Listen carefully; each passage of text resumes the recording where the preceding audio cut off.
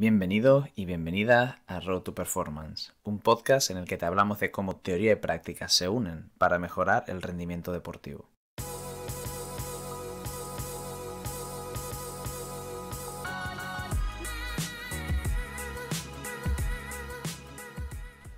Hola a todos y todas, ya estamos de vuelta con un nuevo episodio de la serie de podcast en Road to Performance.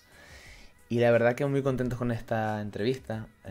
Fue una entrevista que teníamos también muchas ganas de hacer, con un perfil investigador, profesional y también humano muy grande que perseguimos durante un tiempo y nos hizo un hueco en su apretada agenda, que en este caso es Carlos Lago, que sin duda alguna, junto con otros referentes que han pasado por el podcast en el ámbito del fútbol, como puede ser también Julen Castellano, nos ha hecho muchas reflexiones desde la evolución, el contexto actual y lo que se espera de futuro dentro del ámbito del fútbol. Y queremos agradecerle a Carlos su predisposición, su tiempo con nosotros. La verdad que nos deja muchas reflexiones interesantes, especialmente la parte en la que analizamos un poco lo que es, cómo definimos y evaluamos el rendimiento deportivo, que creemos que puede ser muy interesante para todos nuestros oyentes. Y para no entreteneros mucho más, os dejamos con esta entrevista y esperamos que la disfrutéis tanto como la hemos disfrutado nosotros.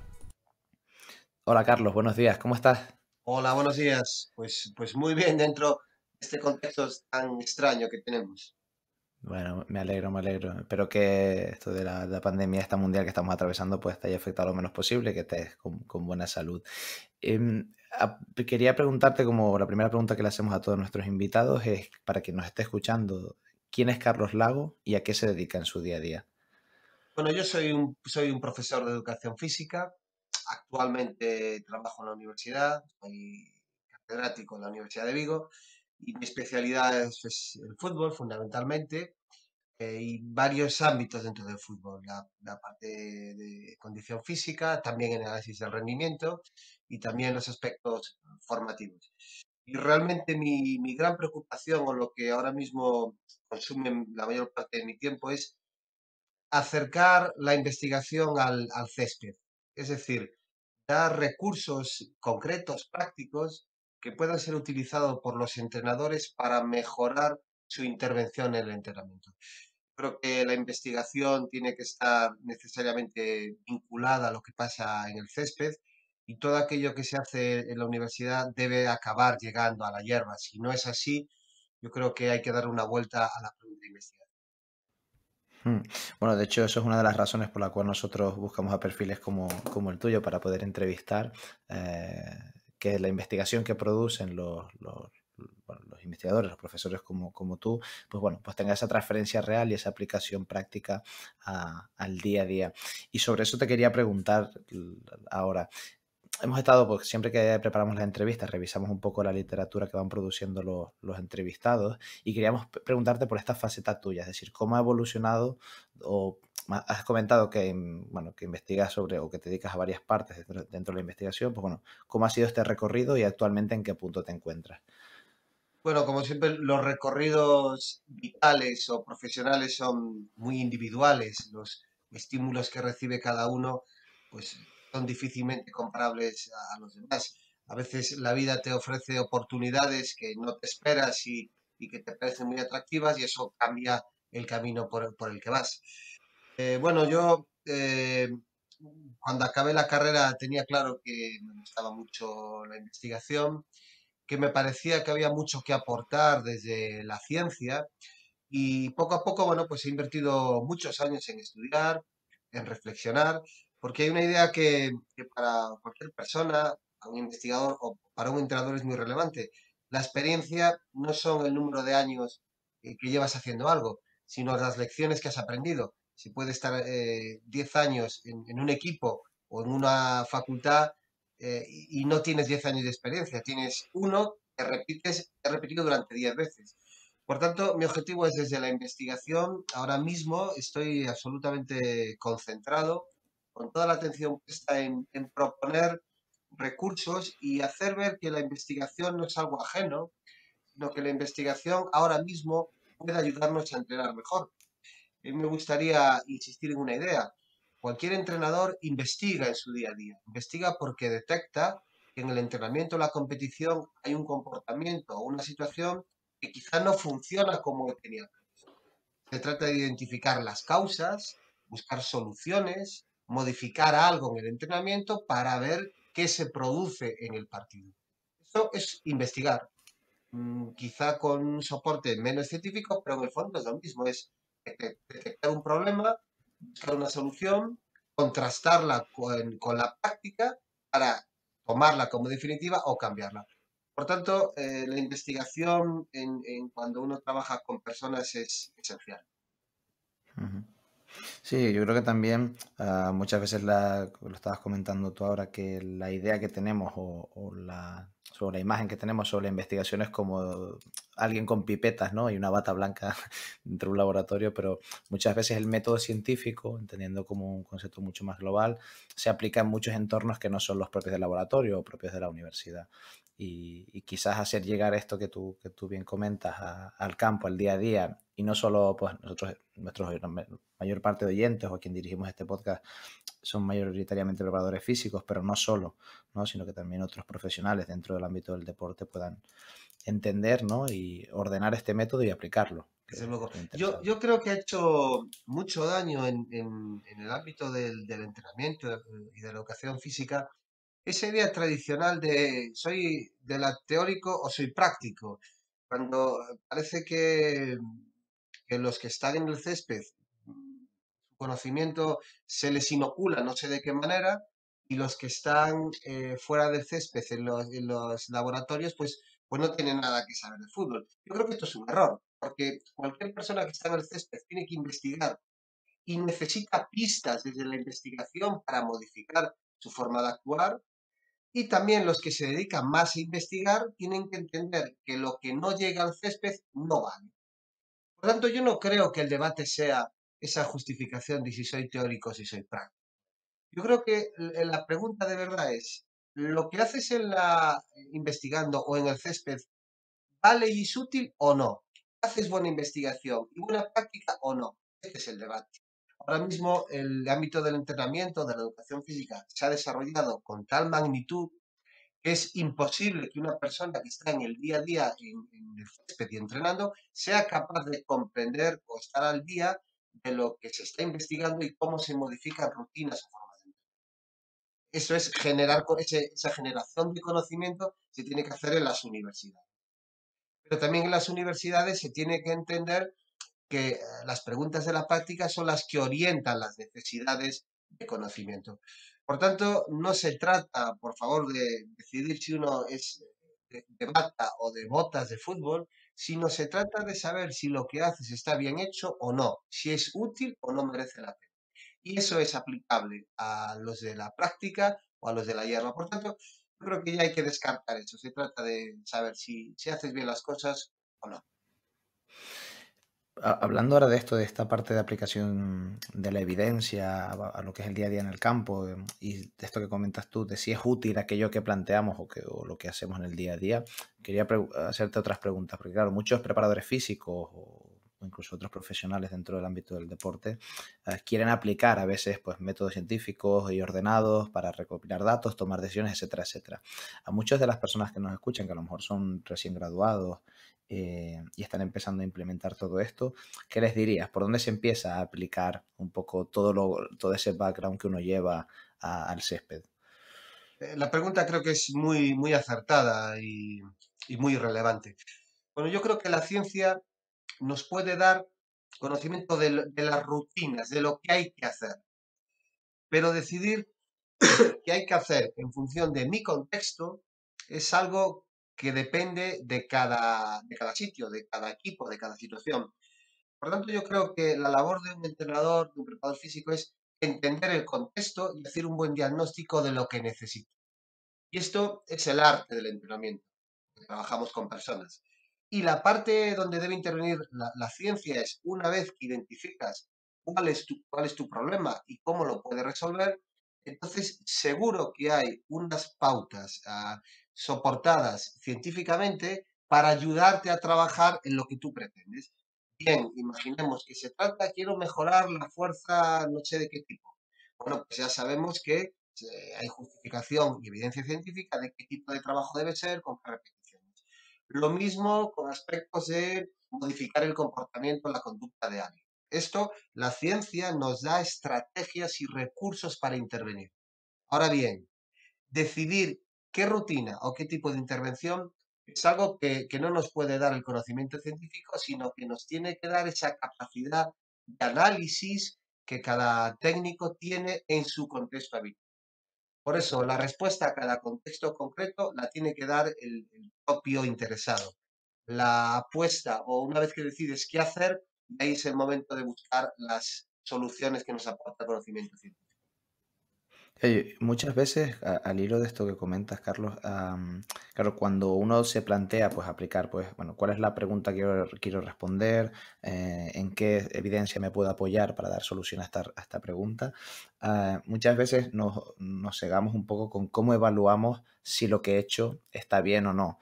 Y muchas veces decimos, bueno, pues si no está pues o validado o no hay alguien que lo haya hecho.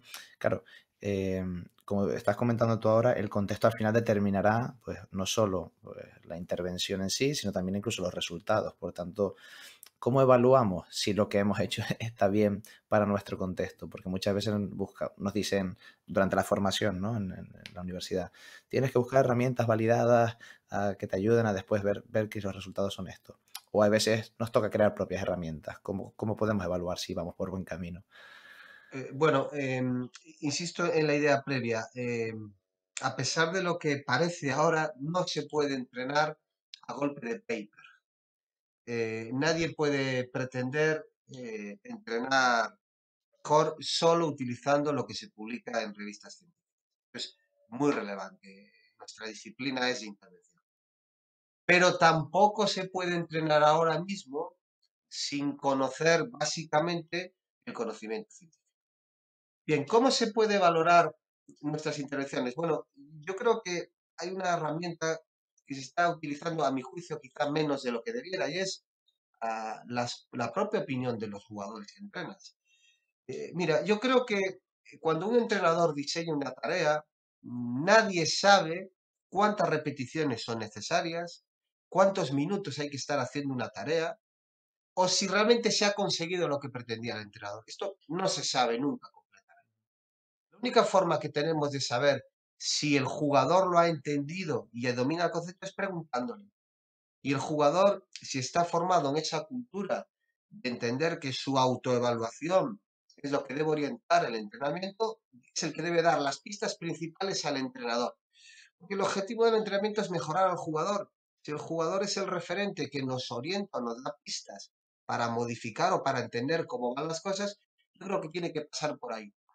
Quizás estamos en una cultura deportiva, donde la opinión de los jugadores es algo que a veces no se valora demasiado, o incluso los jugadores a veces tampoco tienen demasiado compromiso o demasiada cultura deportiva para entender que ellos son los protagonistas. Por tanto, para mí esto es la clave, la opinión de los jugadores.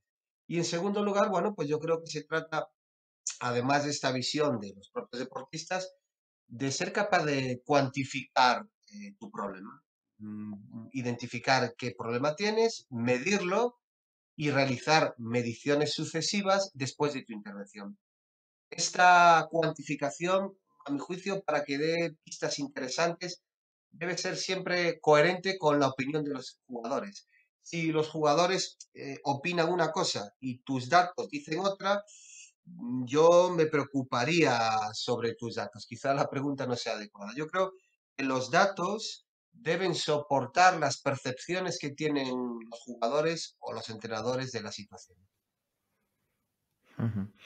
No, muy interesante porque quizás en la práctica del día a día actualmente, y esto ya es más un punto de experiencia personal de mi realidad actual, se ve como este triángulo, ¿no? Jugadores o jugadoras por un lado, que tú bien comentas, digamos, el staff técnico entendiendo pues más a la parte del entrenador, digamos, una perspectiva menos científica, lo entre comillas, ¿eh? Pero, y después por otro lado, pues el nuevo preparador físico que cada vez empieza a aplicar más evidencia científica, pero que a veces se obsesiona con ciertas variables o ciertos datos que, bueno, que le hacen mantenerse alejado de la realidad y es como que acabar de unir todo entre las tres partes, ¿no?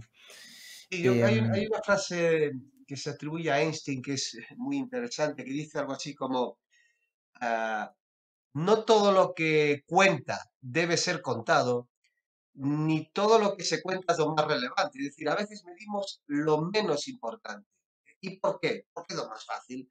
Quiero decir, a veces tenemos una obsesión por medir los metros recorridos a ciertas distancias, cuando realmente lo más importante en los deportes de equipo y en el fútbol es la toma de decisiones y lo que se sucede en el campo, las percepciones de los jugadores, cómo identifican lo que tiene que pasar.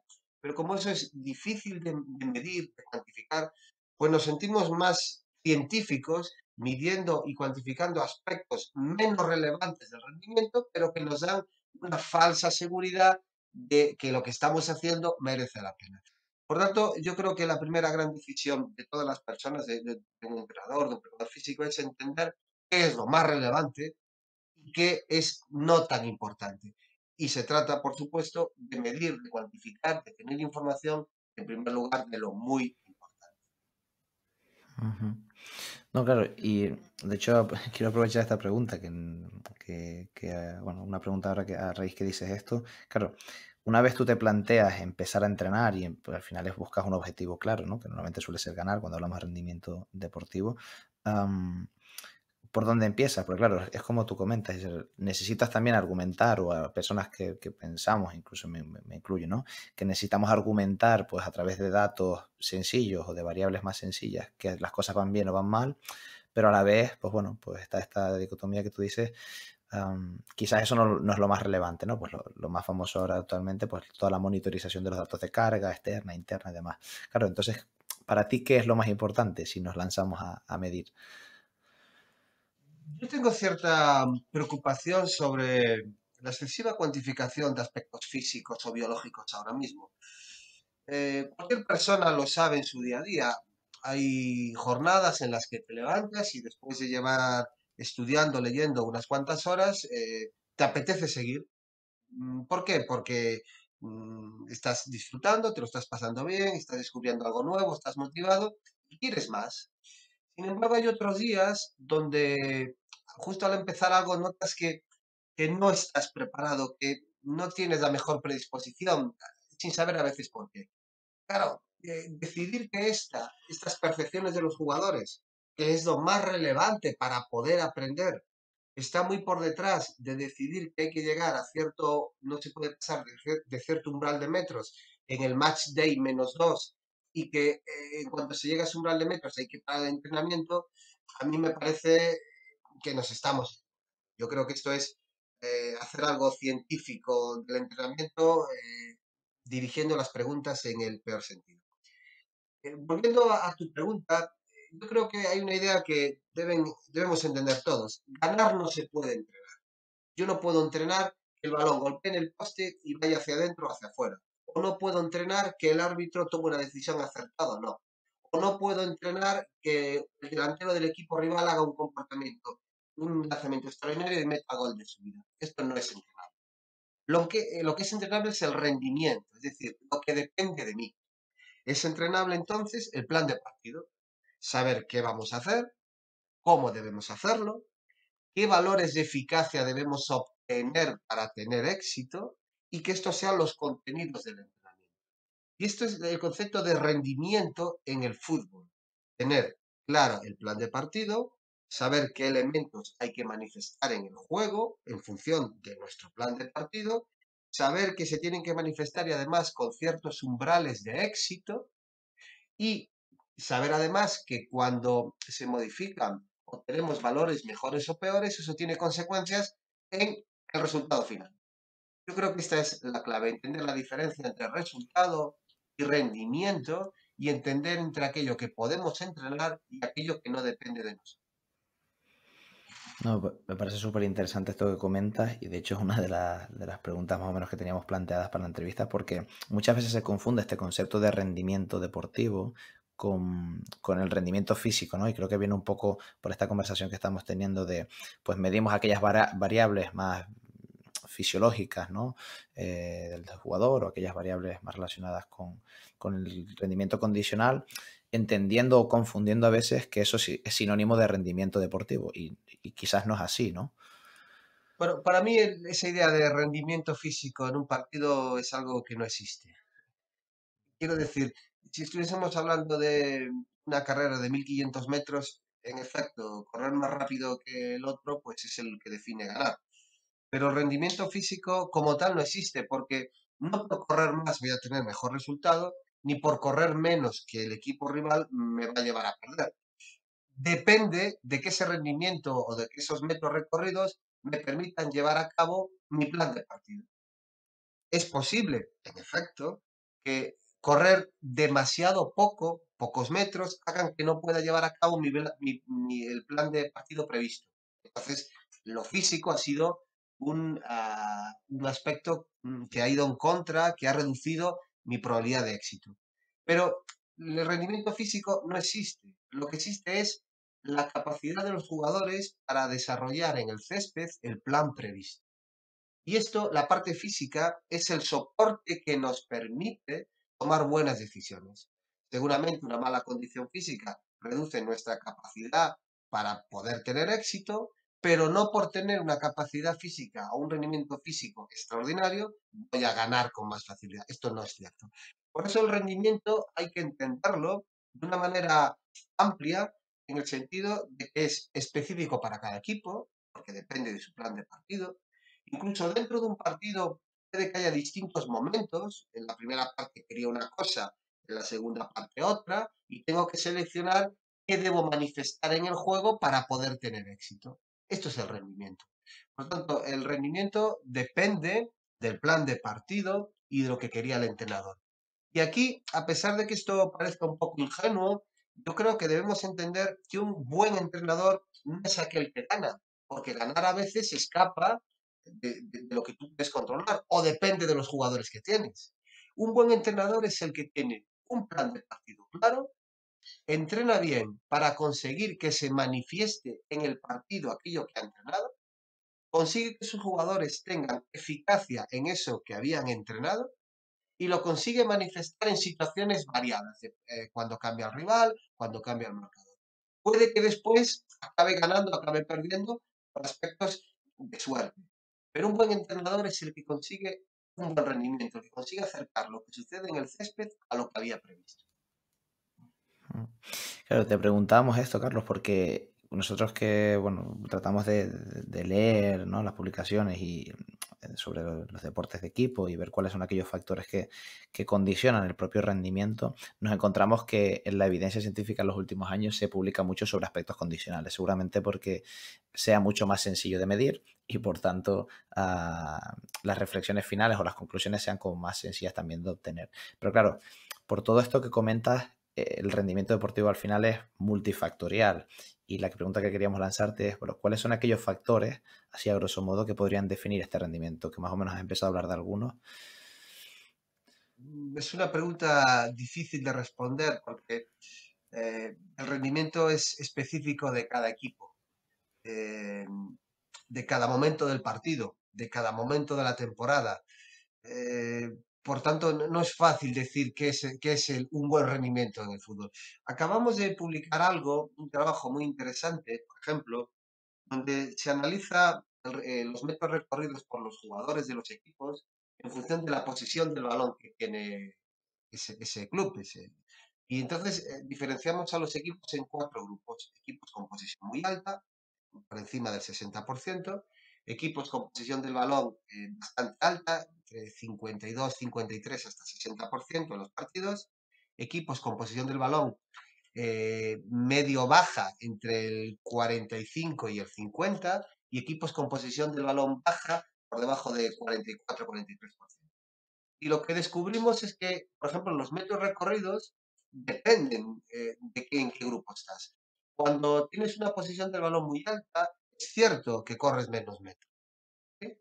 Y cuando tienes la posición muy baja, pues corres más metros. Por tanto, ya para entender el rendimiento habría que justificar qué tipo de equipo eres, ¿no? Pero incluso sabemos más. El rendimiento no solo es para el equipo, sino que depende de las líneas o de los puestos específicos. Sabemos que los delanteros, perdón, los defensas de los equipos con posesión del balón alta corren más que los defensas de los equipos con posesión del balón baja. Y al contrario en el caso de los delanteros. Por tanto, ya empezamos a entender que medir el rendimiento, de entender qué factores definen el rendimiento, pues depende de cada equipo, de cada momento del partido. Y yo creo que eso depende del plan que tenga cada entrenador. Por eso yo creo que la definición de rendimiento es específica para cada equipo y yo no intentaría buscar una fórmula general para todos, porque para cada uno dependerá de lo que quiera manifestar en el juego. El que debe orientar cómo medir el rendimiento es claramente el entrenador cuando define y deja claro cómo quiere jugar su equipo. Y a partir de ahí se trata de proponer los indicadores de rendimiento que pueden explicar cómo o por qué lo hacemos mejor o peor en los partidos. Sí, sí, independientemente incluso pues, bueno, del resultado, ¿no? Que lo diferenciabas bien al principio de la charla, que diferenciar resultado de rendimiento, que muchas veces también por la experiencia personal, pues sales del campo y dices, bueno, hoy hemos jugado bien y sigues, yo me trabajo en el ámbito del baloncesto y a lo mejor pierdes de 15, pero tú has jugado bien. Entonces, bueno, son cosas diferentes y seguramente esta métrica de los metros por segundo, los metros totales que se ha puesto muy de moda en los últimos años, pues bueno, puede darnos información sobre algunos aspectos, pero evidentemente no sobre la globalidad del rendimiento. Y sobre esto, ahora que enlazándolo con lo que comentabas, uno de los trabajos que hemos visto que habéis publicado, Carlos, habla sobre si realmente en las segundas partes se corre menos que en las primeras, porque bueno, cuando sigues a compañeros por redes sociales o incluso sus publicaciones, está instaurada esta idea de que, bueno, que a medida que avanza el partido del fútbol, se corren menos, ¿no? Y de menos intensidad. Pero parece ser que el trabajo este que publicáis no es así, ¿no? Eso es, tenemos que diferenciar las opiniones de los hechos. Este trabajo que acabamos de publicar es muy interesante porque toma como referencia los metros por minuto que recorren los jugadores. Pero además tiene en cuenta los minutos reales de juego, los minutos efectivos de juego. El tiempo efectivo de juego es el tiempo total menos las pausas. Y lo primero que descubrimos o que sabemos es que el tiempo efectivo de juego es menor en la segunda parte de los partidos. ¿Por qué? Porque normalmente cuando estamos en los minutos finales, los jugadores que van ganando utilizan las pausas del juego para extender más el tiempo en el que la pelota no está en movimiento. Se trata de perder el tiempo. Por eso se juega menos en la segunda. Normalmente entre 2 y 3 minutos se juega menos de tiempo efectivo de juego en la segunda parte. Claro, si el partido dura menos en la segunda parte, es razonable que corra menos en distancia total. Dura menos, corro menos. Pero cuando comparamos los metros por minuto de tiempo efectivo de juego, descubrimos que no es cierto que se corra menos en la segunda parte de los partidos. No hay diferencias e incluso en los metros recorridos a más alta intensidad, a sprint, se corre algo más en la segunda parte. Por tanto, debemos, yo creo, tener en cuenta que esos aspectos biológicos que siempre nos han justificado, si la deplección del glucógeno, si la temperatura de las fibras musculares, seguramente son aspectos a tener en cuenta, pero no son los que definen los metros recorridos. Depende del contexto del partido. Por eso esta idea muy fuertemente arraigada en la mente de los entrenadores y los preparadores físicos hay que descartar. ¿Se corre menos en la segunda parte de los partidos? No necesariamente. Depende del marcador. Depende del tiempo efectivo de juego. Por eso, esto hay que desterrarlo. No es cierto esta idea que tenemos. Sí, o incluso que pueden influir otras variables, a lo mejor como depende del planteamiento previo del partido, pues si a lo mejor incluso la idea de debutar con jóvenes jugadores o que jueguen los que tienen un rol más secundario, pues puede modificarlo, ¿no? Y alterar incluso, digamos, volverlo en contra. Es decir, al final a lo mejor con, con una motivación mayor puedes recorrer más metros y a más Bueno, intensidad. sabemos que hay fundamentalmente tres variables de contexto del partido que son las que orientan que se corra más o menos. Sabemos que la variable más importante es el marcador. Los equipos que van perdiendo corren más y a alta intensidad que los equipos que van ganando. Sabemos además que los equipos locales suelen correr más a intensidades bajas que los equipos visitantes. Y sabemos además que cuanto mejor es mi oponente, más metros recorro casi en todas las categorías. Estas tres variables y sus combinaciones, es decir, soy local y voy ganando contra un equipo débil, soy local, voy perdiendo contra un rival fuerte, son las que orientan buena parte de la explicación de por qué se corre más o menos. Por tanto, se puede llegar a hacer una estimación, una predicción de los metros que recorrerán los equipos en función de lo que podría pasar con el marcador, jugar en casa o fuera, o el nivel del oponente. Por lo tanto, ya somos capaces de simular la carga de los partidos casi antes de que se produzcan, dependiendo del marcador o de jugar en casa o fuera o del nivel del oponente. Ujú. Carlos, tú que estás mucho más puesto en la evidencia sobre el fútbol que yo, quería preguntarte, ahora me ha surgido una pregunta, porque se está hablando mucho, o se hablaba al principio cuando iba a empezar esta nueva temporada, que está en marcha ahora con temas de la no asistencia del público a los campos y demás por el tema del COVID. ¿Hay alguna publicación que hable de cómo está influyendo en el juego, de la no asistencia del público o al menos los campos vacíos? Sí, ya empieza a haber una evidencia científica bastante importante. Yo creo que ya puede haber en torno a 20 publicaciones que han analizado esto. Y más o menos el consenso de todas las publicaciones es que, en efecto, la ventaja de jugar en casa se ha reducido algo, pero el efecto no ha sido demasiado importante. Eh, Jugar con el público a favor hace que los equipos locales tengan más ventaja que cuando el campo está vacío, pero el cambio no ha sido tan importante como se pensaba. La primera liga que empezó a jugar con los partidos a puerta cerrada fue la liga alemana, que curiosamente ha sido la más destacada en el efecto de jugar sin público. Los equipos locales pasaron a ganar muchos menos partidos. Pero esto no ha pasado en la Liga Española, en la Liga Italiana, en la Liga Inglesa. Es decir, se ha reducido algo la ventaja de los equipos locales, pero sigue existiendo. Y además sabemos otra cosa que parece que es muy interesante. Esa pérdida de ventaja de los equipos locales al jugar sin público era muy relevante en los primeros partidos sin público, pero ahora se está corrigiendo volviendo a los valores iniciales de cuando había público. Es decir, que los jugadores se están adaptando y están comprendiendo lo que significa jugar sin público y eso está haciendo que volvamos a los valores iniciales de la ventaja de jugar en casa, que por cierto es una variable muy importante en el fútbol. Ujú. Tengo más variables apuntadas que quiero preguntarte.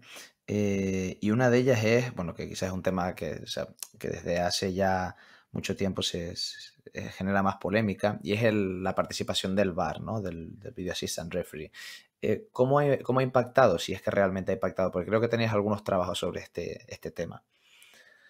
Bueno, desde un punto de vista primero de lo que sucede dentro del juego de rendimiento físico y técnico-táctico, apenas se ha modificado. Es importante. No se corre mucho menos, ni se. Nada, esto apenas se ha modificado. Sabemos además que, a pesar del ruido que está provocando cuando hay alguna decisión en un partido que es un poco polémica, realmente no ha alterado demasiado casi ninguna variable dentro del juego. Y sabemos que ha incrementado en torno a minuto y medio, 2 minutos los partidos en la segunda parte de media y 1 minuto en la primera parte. Esto es cierto que se ha producido, duran más los partidos. Sabemos además que los equipos locales reciben ahora algunas tarjetas más y les pitan más faltas en contra que antes. ¿Sí? Y en cambio, los equipos visitantes no se ha modificado el número de tarjetas ni de faltas que han recibido. Por tanto, ha corregido un poco el VAR la ventaja de jugar en casa, porque el árbitro estaba antes también condicionado por el ruido ambiental. Al existir una herramienta que no depende de la presión de los aficionados, ha hecho que haya un poco menos de ventaja por parte de los equipos locales, pero no es muy relevante. Hay un trabajo muy chulo que tiene unos cuantos años, que analizó en una situación de laboratorio cómo eran las decisiones arbitrales de los colegiados en un partido. Y entonces puso a los árbitros a ver un partido de la Premier League inglesa con el ruido ambiente o sin el ruido ambiente. Y descubrió que aquellos árbitros que pitaban con ruido ambiente pitaban en torno a un 15% menos de faltas en contra del equipo local, es decir, beneficiaban al equipo local, en comparación con los árbitros que no tenían ruido ambiente. Pero además lo que es sorprendente es que el arbitraje que hicieron los árbitros en el laboratorio con ruido ambiente fue prácticamente idéntico al arbitraje real del árbitro el día de la competición. Es decir, el ruido ambiente hace que los equipos locales se vean algo menos penalizados en algunas acciones del juego. Por eso el árbitro inconscientemente suele tener cierto sesgo a favor de los equipos locales. Y este cierto sesgo se ha reducido en parte con la aparición del VAR. Ujú. Eso a mí es un tema que me parece súper interesante porque yo ahora que estoy un poco inmerso en el doctorado y una de las cosas que analizamos es el rendimiento en el baloncesto femenino, una de las primeras preguntas que me surgía era esta, decía, joder, hay muchas publicaciones que estudian, pues yo qué sé, el player load por minuto, por cuartos, por posiciones, que si, no sé, que si combinados con jugadoras diferentes. Claro, pero yo siempre pensaba, pero es que hay dos personas que van condicionando el juego todo el rato y además en el baloncesto, a diferencia del fútbol, hay tiempo por posesión, se para el crono cuando el balón se va fuera y el árbitro participa mucho del juego porque hay muchas otras normas, ¿no? A nivel de reglamento. Entonces me parecía como una variable que se tiene poco en cuenta porque modifica al final, no sé si en el fútbol es tan bestia, Sí, ¿no? sí, Pero sí, sí, sí, sí. Sabemos, por ejemplo, que las pistas de atletismo en el fútbol es un aspecto que reduce la ventaja de los equipos locales. Sabemos, por ejemplo, que los equipos con una identidad cultural, política, nacionalista muy fuerte y de ciudades pequeñas tienen más ventaja de jugar en casa que los equipos de ciudades muy grandes.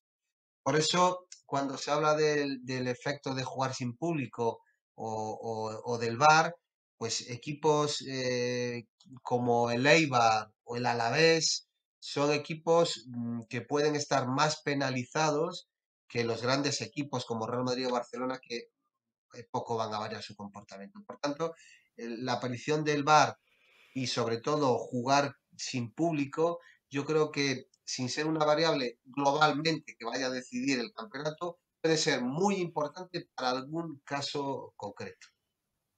ujú. No, me parece muy interesante. Y siguiendo un poco con esto de las variables que van condicionando un poco el juego y por tanto al final también el rendimiento, hay otros trabajos que tienes publicados, en los que has participado tú, Carlos, y uno nos pareció muy curioso que hablaba sobre la firma de los contratos en el rendimiento del deportista.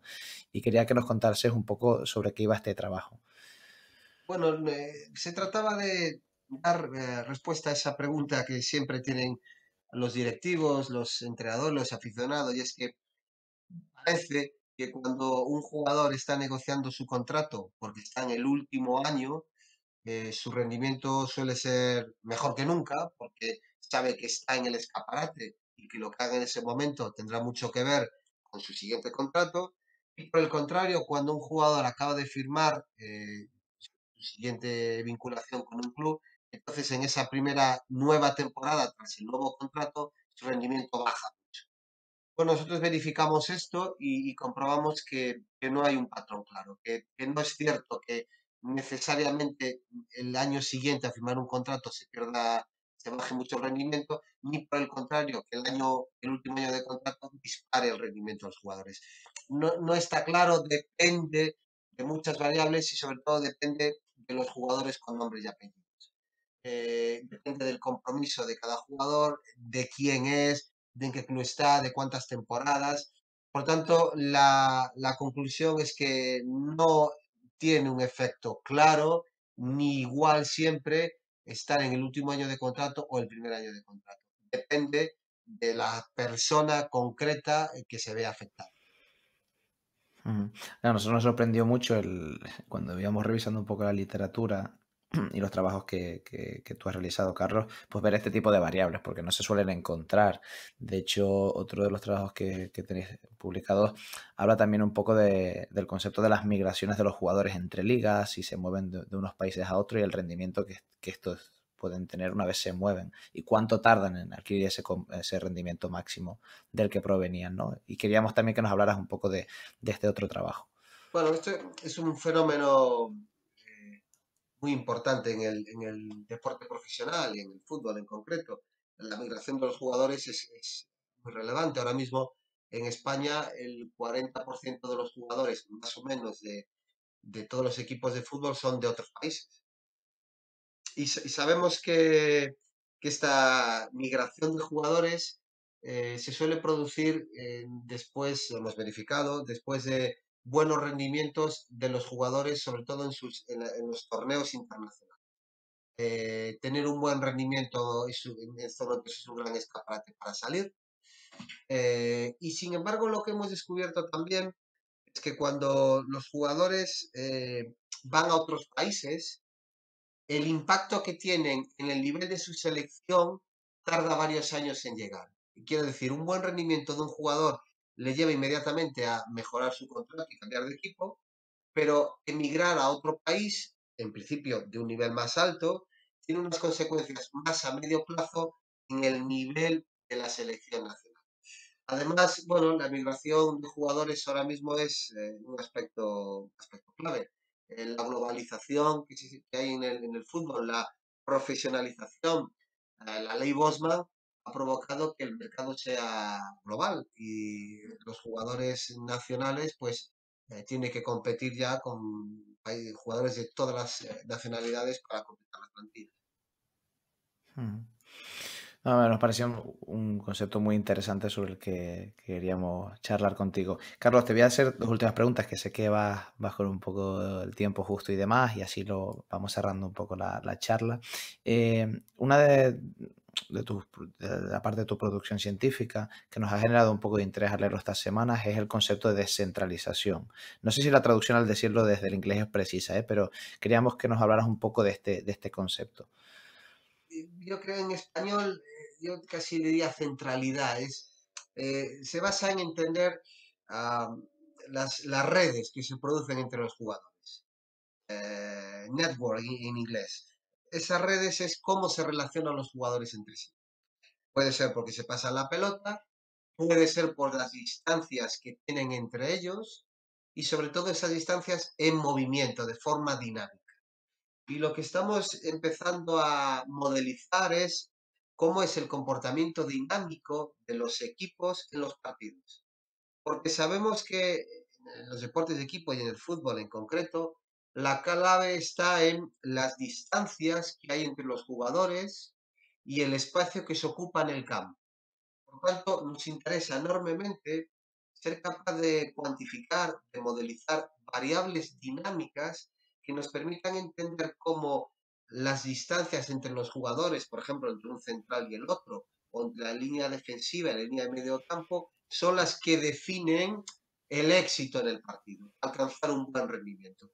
Esto se está consiguiendo porque tenemos mucha descarga de datos a través de los dispositivos de GPS, o incluso los propios sistemas de tracking de las grandes ligas ya dan la posición de los jugadores en las coordenadas X e Y. Por tanto, ahora de lo que se trata es, con ese enorme volumen de datos, ser capaz de modelizar el comportamiento de los jugadores de forma interactiva y a tiempo real para entender cómo los aspectos de espacio, de superioridades y de tiempo son los que definen que los equipos consigan desarrollar acertadamente su plan de partido o no. Y esto es el futuro presente del análisis del rendimiento, porque esto es lo que nos permite entender buena parte de los comportamientos de los jugadores, porque nos permite hacer algo que hasta ahora nunca se había hecho, y es analizar el comportamiento en movimiento. No solo fotos fijas con indicadores concretos, sino ver la evolución a lo largo del tiempo. Ujú. Bueno, seguramente los próximos años, esto como estás diciendo que es presente y futuro, pues empezaremos a conocer más y la aplicación de estos dispositivos pues seguramente nos dé toda esta información a nivel del comportamiento en los deportes de equipo, que nos falta quizás mucha información a nivel objetiva, ¿no? O cuantificada sobre estos aspectos. Carlos, última pregunta, y más o menos nos has mostrado un poco, ¿no? Cómo ves tú el rendimiento deportivo a lo largo de esta charla, pero siempre hacemos esta última pregunta para cerrar la entrevista, y es, desde tu perspectiva, tu experiencia y tu conocimiento, ¿hacia dónde crees que va a evolucionar el entrenamiento deportivo, especialmente los deportes de equipo? Bueno, yo creo que la utilización de medidas de modelización del comportamiento a tiempo real será clave, no solo en competición, sino en el entrenamiento. Y yo creo, tomando una idea que me contaba ya hace unos cuantos años el profesor Cheirulo, iremos poco a poco a esa idea de nano, pequeñísimos entrenamientos, donde yo creo que se tratará de que el entrenador presente aún una idea clave, hacer sesiones de entrenamiento breves, dominarlo y pasar a otra cosa. ¿Por qué? Porque yo creo que el número de partidos que disputan los jugadores va a ir a más cada vez. Cada vez va a haber menos tiempo para entrenar. Esos entrenamientos tendrán que ser muy específicos, breves y muy dirigidos a cuestiones muy concretas. Por tanto, yo creo que se entrenará mucho menos y de forma muy dirigida. Y al mismo tiempo, los aspectos de recuperación de los jugadores serán cada vez más relevantes. Por tanto, nos iremos yo creo que a un deporte profesional donde lo biológico, entendido como facilitación de la recuperación, será clave, y donde los jugadores cada vez entrenarán menos porque la propia competición será la forma de mantenerse en forma. Es decir, yo creo que está cambiando enormemente la forma de entender la preparación de los jugadores. Nos vamos a un modelo muy profesional, cada vez más parecido al sistema americano de la NBA, donde los jugadores se tienen que preparar individualmente y los equipos básicamente en el entrenamiento tratan de ajustar los comportamientos colectivos.